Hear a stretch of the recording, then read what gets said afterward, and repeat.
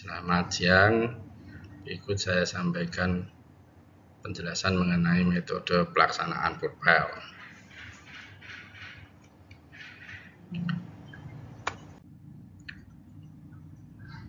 Yang pertama terkait dengan pengertian pondasi. Pondasi dalam adalah struktur yang menyalurkan beban bangunan secara keseluruhan ke dalam tanah, yang proses pembebanan dimulai dengan beban disalurkan melalui balok-balok, selanjutnya disalurkan ke kolom, selanjutnya disalurkan ke masing-masing kolom dari perlantai turun sampai dengan pondasi ke bawah.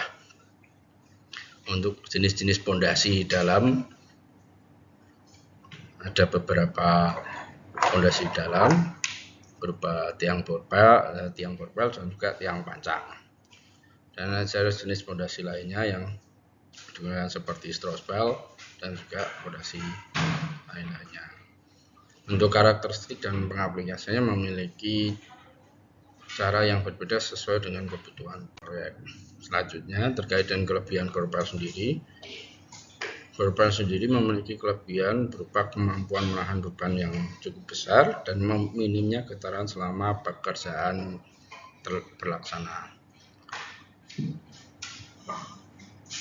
Terkait dengan kebutuhan terhadap kondisi area yang dikerjakan yang memungkinkan untuk bersinggungan dengan area permukiman atau gedung lainnya, mampu membuat pondasi yang jauh lebih ideal sehingga tidak memberikan kerusakan kepada area pemukiman atau area bangunan yang bersinggungan dengan area bangunan tersebut. Untuk kekurangan PURPEL sendiri ini menghasilkan sebuah limbah, yaitu limbah tanah yang harus dibuang dari area proyek sehingga tidak mengganggu proses pelaksanaan PURPEL dan juga memberikan kesan kumuh dalam masa pelaksanaan, di mana pelaksanaan ini menggunakan metode bor basah sehingga membuat lumpur bercampur dengan air yang menjadikan area terlihat sangat kumuh.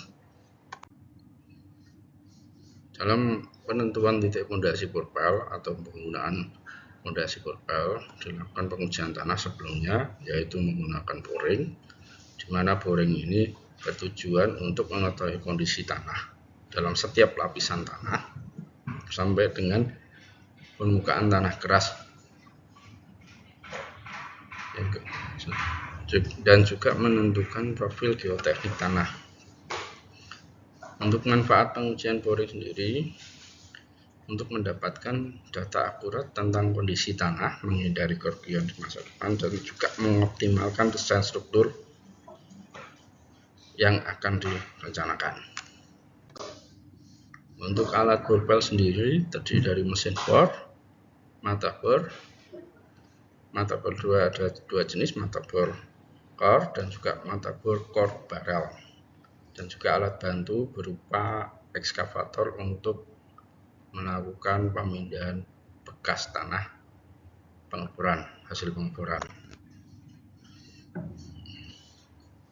Untuk tahap awal pelaksanaan dilakukan pengukuran berupa pengukuran titik-titik as kolom yang nantinya juga mengarah pada penentuan titik-titik as PURPEL pada masing-masing titik as kolom. Untuk metode pengeboran, pelaksanaan pengeboran dilakukan dengan menggunakan mata bor core sampai dengan kedalaman yang direncanakan. Jika pada kedalaman tertentu yang belum mencapai kedalaman rencana, tetapi sudah sampai dengan pergerasan batu, tanah yang berupa pergerasan batu, namun belum mencapai kedalaman yang direncanakan, maka mata bor diganti dengan core barrel, yang dimana mata bor ini mampu menembus tanah keras permukaan sehingga dimungkinkan bisa mencapai kedalaman yang direncanakan.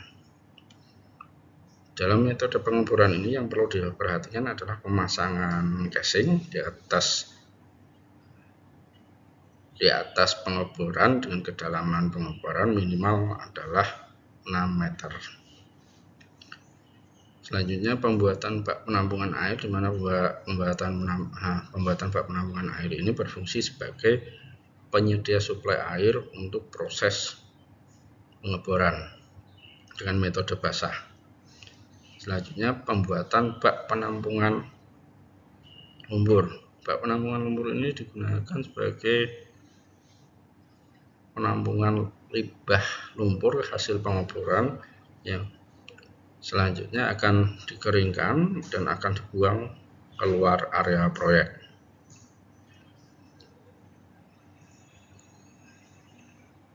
Dalam kegiatan pengeboran sendiri, pengeboran jika sudah selesai dilaksanakan, maka harus segera dilanjutkan ke tahap proses selanjutnya berupa pembesian, di mana pembesian ini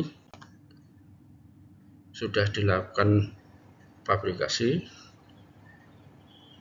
bersamaan dengan pengeboran, sehingga besi pembesian ini sudah terrakit dan langsung dimasukkan ke dalam lubang porpel yang sudah selesai pengeboran. Hal ini dilakukan untuk menghindari keruntuhan tanah dalam masa waktu yang cukup panjang. Jika terjadi waktu tunggu yang cukup lama antara pengeboran dengan pemasangan pembesian dalam porpel, dikhawatirkan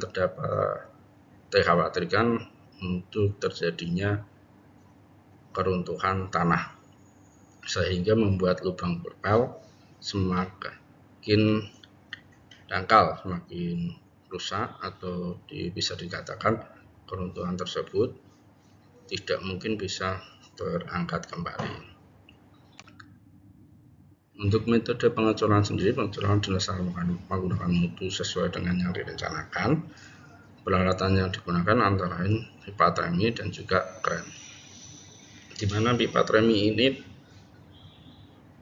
terpasang sampai kedalaman minimal dari tanah dasar hasil pengeboran adalah 50 cm atau 1 meter. Pipa tremi ini dimaksudkan agar ketika penuangan beton ke dalam lubang porpel tidak langsung bersentuhan dengan area tanah atau bersentuhan dengan lumpur secara langsung, sehingga beton itu ketika masuk dalam pipa tremi langsung mengarah ke area bawah dasar lubang porpel dan dimungkinkan untuk menekan lumpur-lumpur, sisa lumpur yang berada di bawah, sehingga lumpur-lumpur tersebut bisa terangkat ke atas. Untuk penggetaran menggunakan tremi juga, jadi tidak menggunakan vibrator tapi menggunakan tremi. Tremi itu juga difungsikan sebagai penggetar. Selanjutnya untuk proses pengecoran, karena pengecoran ini dimaksudkan sampai dengan pengisian secara penuh sehingga lumpur-lumpur yang ada di dasar lubang terangkat ke atas dan keluar. Dalam proses ini dibutuhkan saluran sementara untuk mengalirkan lumpur yang sudah bercampur dengan air ke bak lumpur sementara. Berikut metode pelaksanaan yang kami laksanakan dalam proses pekerjaan fondasi porpel. Terima kasih.